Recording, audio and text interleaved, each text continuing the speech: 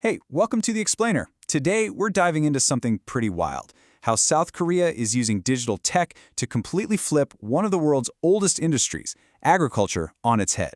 And trust me, the results are, well, they're kind of amazing. So I want you to think about this for a second. Where does your food really come from? I mean, we all have this nice, clean image in our heads, right? A straight line from the farm to our favorite restaurant. But the truth? Oh man, the reality is a tangled, complicated, and honestly, a super inefficient mess. Yeah, that journey is just stuffed with hidden fees, extra steps that make no sense, and all these logistical nightmares that just pile on more time and more money. And this isn't just a tiny hiccup. We're talking about a massive, built-in problem that hits everyone, from the farmer all the way to you and me.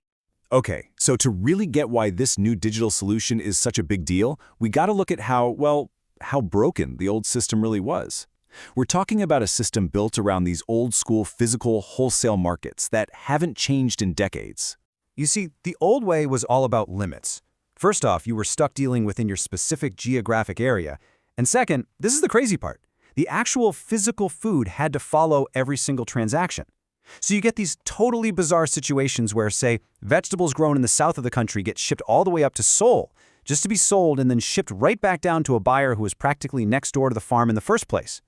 All those extra miles, all those middlemen, it just meant more cost, more wasted time, and honestly, a lot of wasted food. So how in the world do you fix a system that's been dug in for more than 80 years? Well, you don't just patch it up. You build something brand new from the ground up. And that's exactly what happened. Enter South Korea's new national online wholesale market, a digital platform built specifically to smash through those old physical barriers and just make everything flow better. And when you put them side by side, the difference is just, wow, it's night and day. The new way throws out those geographic limits and goes nationwide.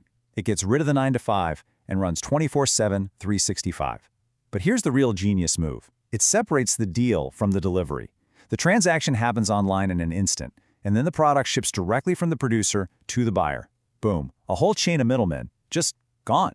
All right, so that all sounds great in theory, but how does this thing actually work on a day-to-day basis? It's really all about making a straight line between the people who grow the food and the businesses that buy it. The process is actually beautiful in its simplicity. A seller, a farmer or producer, lists their stuff on the platform. A buyer, like a restaurant chain or a supermarket, sees it, likes it, and buys it. Then the food gets shipped directly from the farm to the buyer. As soon as the buyer says, yep, got it, the platform pays the seller. We're talking the very next day. For farmers who used to wait weeks, maybe even months to get paid, that is an absolute game changer. And what about the buyers? To keep things running smoothly for them, the platform has this really smart credit system. You can basically think of it as a line of credit. Buyers get a pre-approved spending limit, which gives them a cushion of 30 to 45 days before they need to settle up. It just removes a huge cash flow headache for businesses that need to buy in large quantities. And this chart, this just shows you how much the game has changed. A whopping 56%, more than half, of all deals are now happening directly between the producer and the business buyer. That's it. That's that middleman cutting we were talking about, playing out in real time. And even for the transactions that still involve a wholesaler, that direct shipping element is still slashing a ton of logistical costs. Okay, so the idea is solid. The system looks smart. But what about the actual results? I mean, does it work in the real world? The platform launched in late 2023, and let me tell you, the impact has been fast and it has been big. Okay, check this out. In just a little over 6 months, the platform blasted past 100 billion won in transactions. That's more than 75 million US dollars. To hit a number that big, that fast, it just proves this wasn't some little experiment. It shows there was a massive, pent-up demand for a better way to do business. But here's the number that really matters to businesses. On average, this new system has cut wholesale distribution costs by 8.2%. Now, in an industry that's famous for razor-thin profit margins, an 8.2% savings it's huge. That's a massive win that can ripple down the entire supply chain. And on top of that, the platform makes the deal even sweeter with lower fees.